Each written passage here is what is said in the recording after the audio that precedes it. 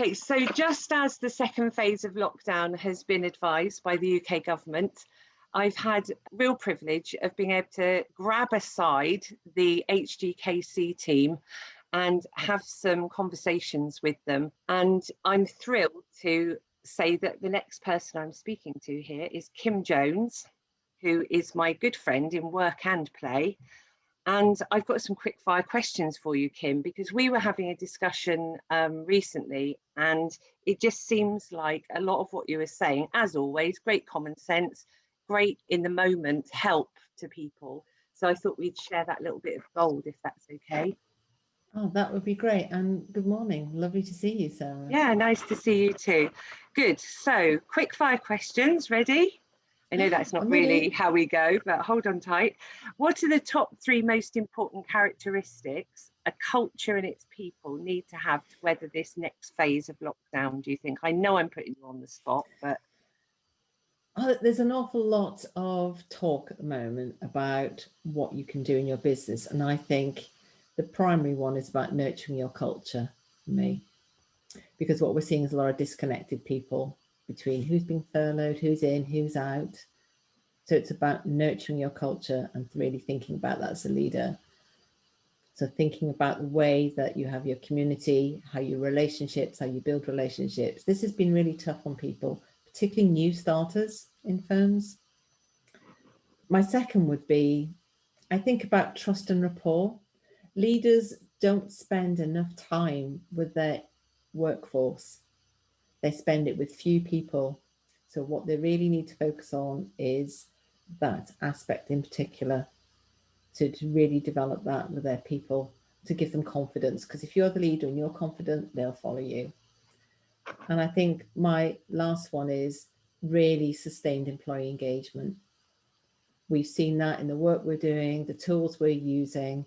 If you really give everyone an opportunity and show that you're listening, and then when you're listening and you're acting upon it, that's why we've seen really wholesale adoption of fantastic tools like Engagement Multiplier over the last 6-9 months. Yes, I know that's been a great tool for your clients, hasn't it? So, okay, do you feel that people who are sticking their heads in the sand are going to survive this? I think it's going to be tough. I think they might in the short term, but not sustainably. And, you know, that's what the backbone of our country is built on, SMEs, sustainable businesses. So it's the people who are not just weathering the storm, but really thinking about the long-term future for their people and what they do as a business. So how can we respond to this for the short term, look after everybody in the short term, but keep our eye on the future? So fortune favours the brave. Yes, that's true. And it's difficult, obviously, at the moment for everyone, but I think that's great advice if we take a breath and just think about it. So it did look, that takes me to the point that it did look like this was going to be a temporary pause. And I know that HGKC, you've been saying right from the very, very beginning, there will be a second lockdown, and everyone was sort of smiling at you a bit and saying, how do they know that? But, you know, predictably, it did happen. And it's now developed really into a sort of longer term, some are even saying maybe permanent challenge for a lot of businesses, you know, the way they're having to work now. How do you keep the morale of employees up as a leader when you're dealing with uncertainty? Because I know you just spoke about the sort of trust and empathy side of it, but specifically to the point of the uncertainty of future when you're dealing with employees, how do you keep their morale up, Kim? I think the key thing is to be really honest with them around uncertainty. So it's about your known knowns and your unknown knowns type of thing. You know, it's that type of situation you're in. So it's to be really clear that these are the things we can control. These are the things that we will work with around this. This is the limit of what we know. So being really factual and evidence-based with them and interpreting them and what it means in that for them in the context of your firm. Okay, so honesty really is the best policy at the moment. Absolutely. And I think what you need to do is to think about the things that you can do to keep everybody's morale up. So do more cross-functional working in your teams, get more collaboration going, get more ideas going. a lot of people have been really connected to the community where their business is and looking what activities could we do to support the community. So let your drivers go and be drivers for the NHS, or drop off drugs, or go and help in local community projects around supporting people in their homes. Look for some projects you can do. I've seen people doing food bank support, sorting, helping, donating. So let people do more, initiate it, give your teams the confidence and the permission to do that. And I think in terms of individuals, have a safety net. Give your employees some escape routes. Think of your employee benefits, the support you have on offer, counselling, look after their mental health. And do a lot more casual phoning, one-to-ones, how are yous. So managers of teams and also directors of everybody rather than just a few people in the organisation. So really switch your time to being much more focused on your people than perhaps on your longer term business future and other things, because if they're not there, you haven't got a future because they're your primary resource. Yes, good. And so is it time for straight talking advisors? You talk about truth, but is it time for straight talking trusted advisors, or time for a supportive, nurturing service from people doing the job you're doing?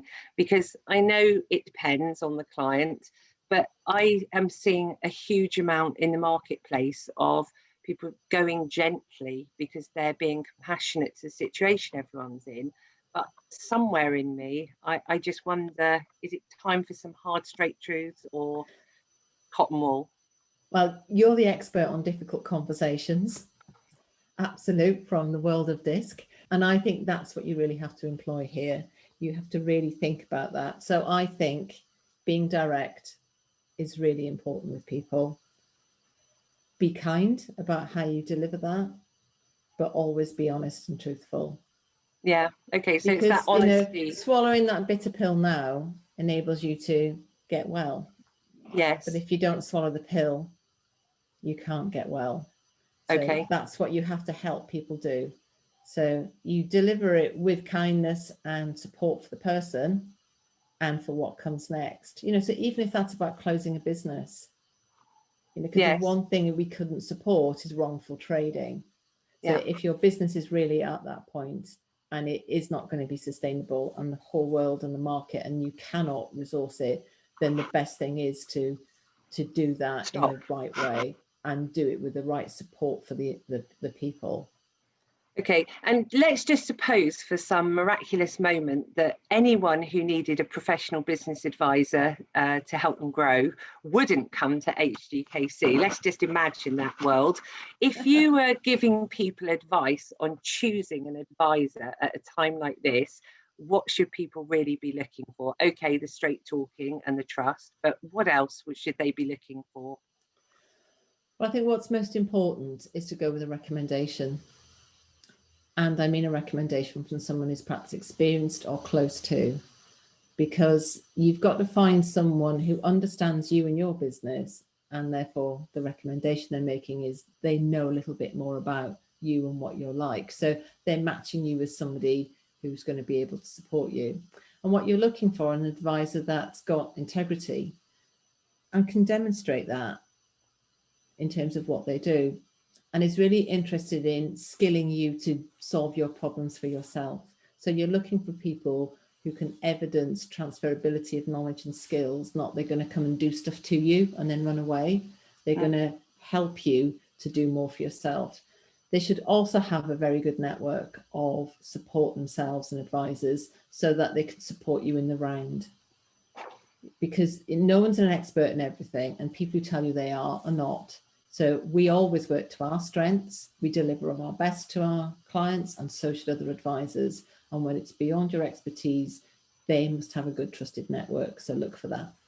Yeah, and I think that's one of the things that, I've always liked about you three in the business, the partners in the business, with yourself and Peter and James, because I come to different ones of you for different things.